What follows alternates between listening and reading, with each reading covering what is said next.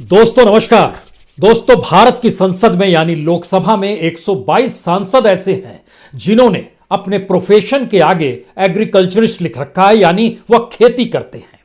राज्यसभा के भीतर में 229 में से 50 सांसद ऐसे हैं जिन्होंने अपने धंधे के आगे एग्रीकल्चर लिख रखा है, कृषि लिख रखा है, खेती लिख रखा है।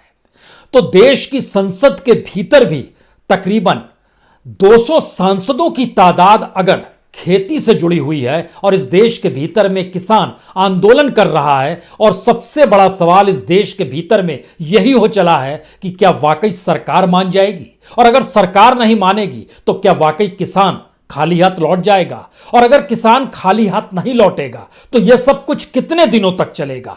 क्या सरकार बातचीत एक तरफ करेगी और दूसरी तरफ आंदोलन को तोड़ने के लिए सरकार की तमाम एजेंसियां लग जाएंगी, कभी नोटिस जाएगा, कभी छापे पड़ेंगे, ऐसी स्थिति भी आ जाएगी। लेकिन दुनिया एक बाजार है और इस बाजार में जिसे मन चाहे उसे माल बेच सकते हैं आप, और माल खरीद भी सकते हैं। मार्केट इकोनॉमी यानी बाजार अर्थव्यवस्था का एकमात्र मंत्र यही है, खुली अर्थव्यवस्था है। आप अपने माल को लेकर आइए, वो माल चाहे इंडस्ट्री से निकला हुआ हो या फिर खेती से फसल के तौर पर निकला हुआ, उसकी कीमत आपको मिल जाएगी। और इसी मंत्र को हर किसी ने अपना लिया है, चाहे वो विकसित देश हो, चाहे वो विकासशील देश हो, चाहे वो गरीब देश हो। और ऐसे में भारत के भीतर किसान जब 3 सवालों को उठा रहा है, मंडी को खत्म ना कीजिए, एमएसपी दे दीजिए, कॉन्ट्रैक्ट फार्मिंग की दिशा में मत बढ़िए, तो यह तीनों सवाल कहां मायने रखते हैं।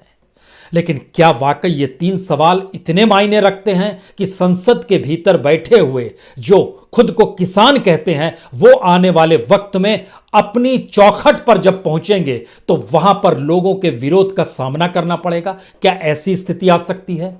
क्या इस देश के भीतर में वाकई सारा किसान एकजुट हो सकता है, या फिर नोटिस और छापों के जरिए इस किसान आंदोलन को तोड़ दिया जाएगा? और इसके समानांतर की स्थिति यह है, अगर मार्केट इकोनॉमी का अनूठे सच को समझना है तो फिर यकीन जानिए, चाहे वो कॉरपोरेट हो, चाहे पूंजीपति हो, उसकी नजर खेती की जमीन पर है। वो अमेरिका में बैठा हुआ कॉरपोरेट हो या भारत में बैठा हुआ कॉरपोरेट हो, नजर खेती की जमीन पर ही होगी। आज इस बात को भी समझें, उससे पहले जरा समझने की कोशिश कीजिए।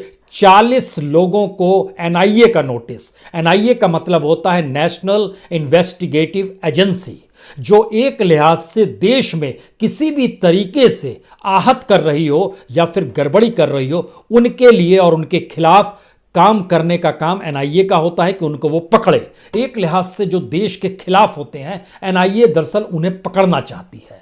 लेकिन जिन 40 लोगों को नोटिस थमा दिया गया है, उसमें पत्रकार भी है, उसमें कलाकार भी है, उसमें सामाजिक कार्यकर्ता भी है, उसमें आड़ती भी है, उसमें खेतीहर किसान भी है, और उसमें संगठन यानी नेतागिरी करने वाले किसान भी हैं। उनकी फहरिस्त एक तरफ, दूसरी तरफ पार्लियामेंट की फहरिस्त, तीसरी तरफ दुनिया भर में खेती की जमीन पर नजरें टिकाए हुए कॉरपोरेट। आइए आज इन तीनों को मिला देते हैं और जरा समझने की कोशिश पहले सवाल के साथ, क्या किसान आंदोलन को नोटिस के जरिए तोड़ा जा सकता है? और इस बात का जिक्र एनआईए ने किया है कि जो पैसा आ रहा है वो दरअसल गलत रूट से आ रहा है। इन्फोर्समेंट डायरेक्टरेट के कहने के बाद एनआईए ने नोटिस दिया, लेकिन नोटिस किन्हें दिया है? मसलन किसान नेता हैं बलदेव सिंह सिरसा, दीप सिद्धू हैं, ये कलाकार हैं, अदाकार हैं, इनको भी दिया गया। मनदीप सिद्धू इनके भाई है, इनको भी दिया गया।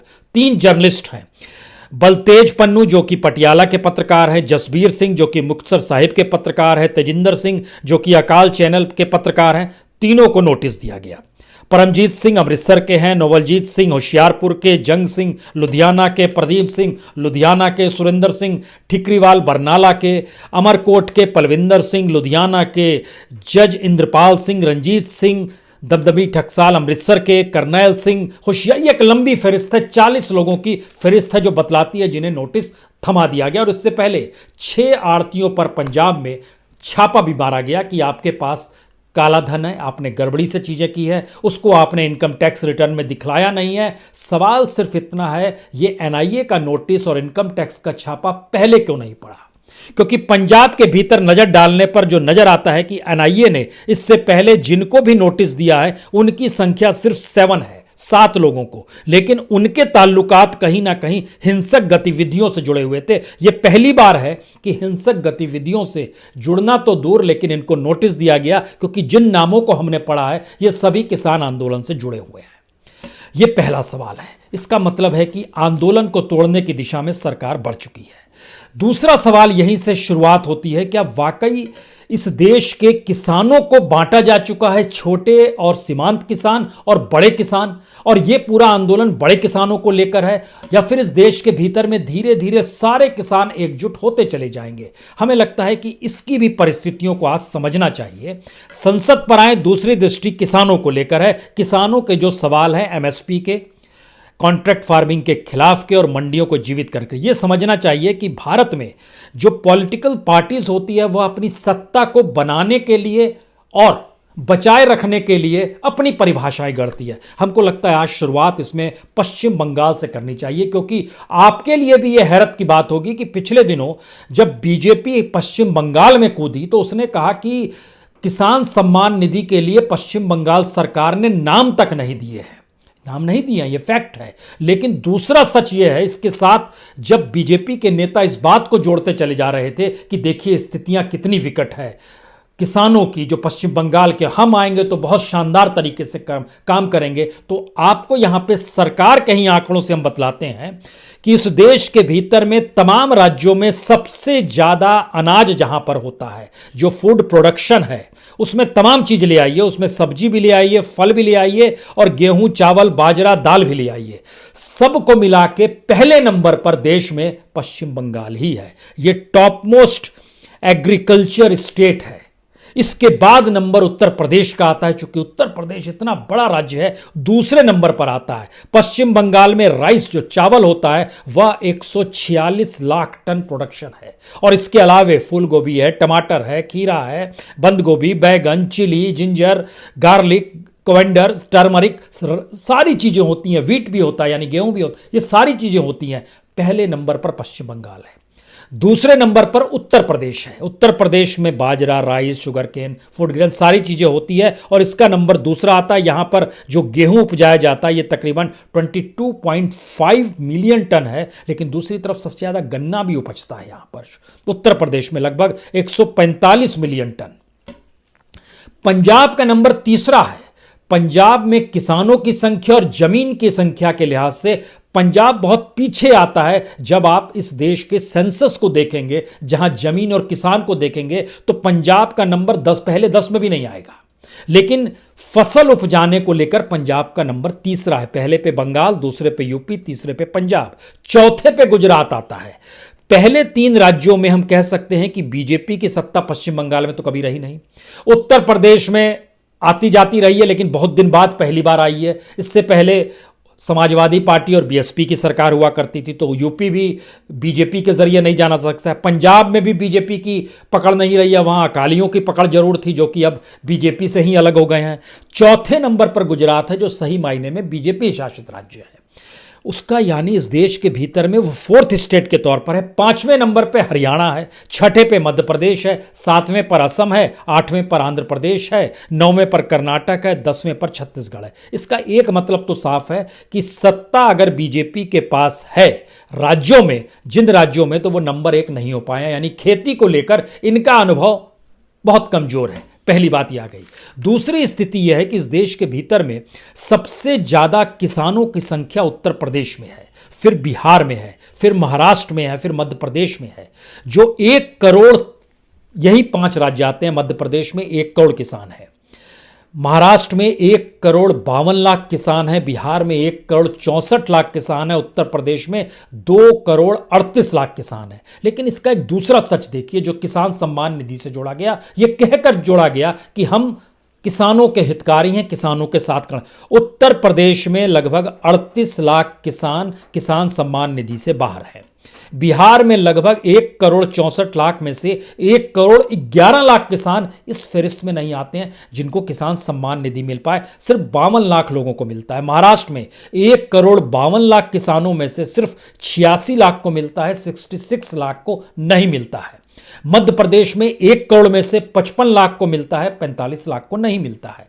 यही स्थिति कमोवेश हर राज्यभर है। कर्नाटक में 80 लाख है, आंध्र प्रदेश में 85 लाख है, तमिलनाडु में 79 लाख है, पंजाब में लगभग 50 लाख प्लस किसान है, हरियाणा में लगभग 40 लाख प्लस किसान है। ये सारी परिस्थितियां बतलाती है कि किसी भी राज्य में किसान की इकोनॉमी या एग्रीकल्चर इकोनॉमी को उस राज्य की व्यवस्था नहीं बनाती है, बल्कि अपने तौर पर किसान अपनी जरूरतों को किस रूप में डेवलप कर पाए, यह उसके लिए पश्चिम बंगाल शायद बेहतरीन उदाहरण है। और उसके बाद दूसरे नंबर पर उत्तर प्रदेश, इसलिए क्योंकि उत्तर प्रदेश तो इंडस्ट्री वहां पर डेवलप हो ही नहीं पाई। यूपी और बिहार दो ऐसे राज्य रह गए। पंजाब तीसरे नंबर पर आता है। 93% जमीन फर्टाइल वहां की, जो कि जहां पर अनाज उपजाया जाता है। इसका मतलब फिर यह आ गया कि जिस सिस्टम को इस देश में चलाया जाता है वह सिस्टम खेती के खिलाफ है, और जहां पे वो सिस्टम नहीं पहुंच पाता है, जो राजनीतिक सत्ता और दिल्ली से निकला हुआ सिस्टम या मार्केट इकोनॉमी का सिस्टम है, वहां वहां खेती कमजोर पड़ती चली गई। हम तीसरी स्थिति में आपको लाना चाहते हैं।